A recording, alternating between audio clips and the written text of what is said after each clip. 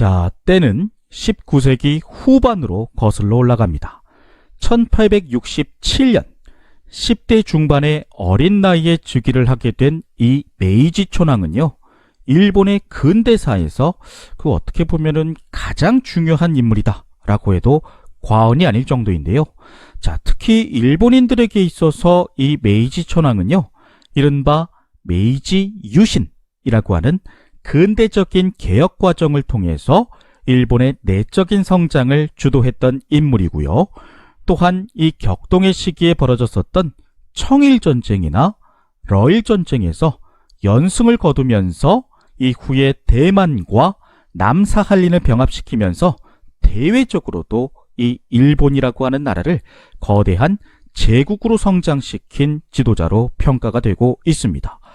자, 특히 이 메이지 천황의 집권기인 1910년에 벌어졌었던 대한제국의 강제 병합은요, 우리 한국인들에게는 너무나도 가슴 아프고 비통한 역사로 기억이 되고 있는데요.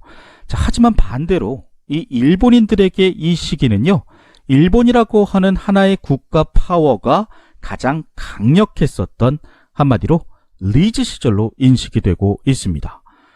자, 한편 1912년에 이 메이지 천황이 당뇨병으로 사망을 하게 되고, 뒤이어서 1914년에 쇼켄 황후도 사망을 하게 되자 이 둘의 시신은 수순대로 교토의 후시미구에 위치해 있는 역대 일본 천황과의 무덤에 안치가 되는데요. 자, 하지만 얼마 지나지 않아서 많은 일본인들이 자발적으로 모여서 이 메이지 천황을 기념할 공간이 따로 필요하다라고 주장을 하기 시작합니다. 자, 그래서 처음에는 단순히 이 메이지 천황을 위한 기념비나 동상, 혹은 미술관 등을 만들자라고 하는 의견이 제시되기도 했는데요. 자, 하지만 그 중에 일부의 사람들은요, 조금 더 급진적으로 나아가서 아예 메이지 천황을 모시는 신사를 따로 세우자라고 주장을 하기 시작했습니다.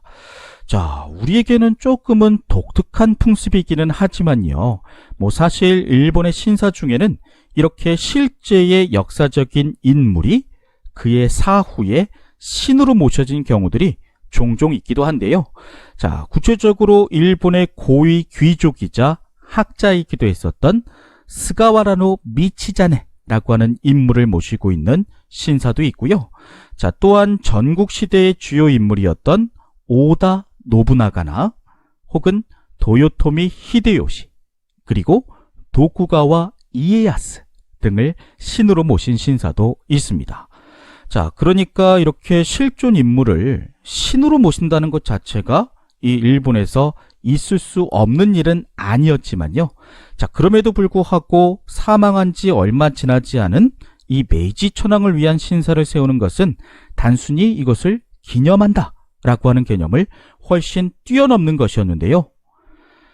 자, 한편 신사를 세우자고 주장한 사람들은 이 메이지 천황을 완벽한 신으로서 섬긴다기보다는 어떻게 보면은 국민들의 왕으로서 존경한다라고 하는 개념이라고 말하면서 국민들을 설득하기 시작했습니다. 자, 그리고 이들은 메이지 천황을 위한 신사의 부지 안쪽에 일반 시민들도 자유롭게 이용할 수 있도록 공원이나 스포츠 경기장, 그리고 기념홀 등을 세우겠다라고 계획을 했는데요.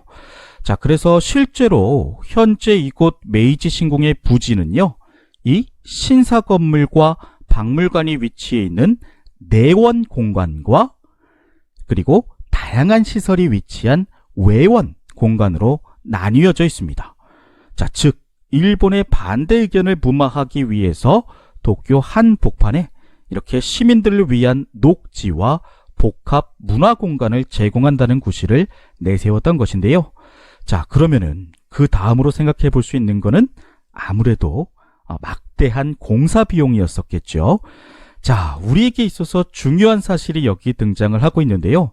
바로 이 메이지 신궁의 공사 당시에 우리 한반도를 비롯해서 대만, 그리고 중국의 관동주 등 당시 일본이 지배하고 있었던 지역에 어마어마하게 큰 금액들이 강제로 부과되었다는 것입니다.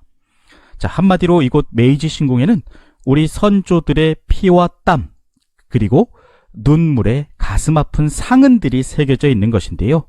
자, 거기에다가 막대한 돈까지도 뜯겼으니 말이죠. 자, 그래서 이후에 제가 이 메이지 신궁의 현장 투어 중에서 다시 한번 말씀을 드리겠지만요. 이곳에서만큼은 일본 신사에서 해보실 수 있는 다양한 즐길 거리들을 조금은 생략을 해주시고 조금은 진지하고 경건한 마음으로 돌아보시기를 추천해 드립니다. 그렇다고 너무 벌써부터 무거운 마음으로 비장하게 전투태세를 갖추지는 마시고요. 제 안내를 들으시면서 편안하게 역사 산책을 한다 정도로 생각을 해주시면 되겠습니다.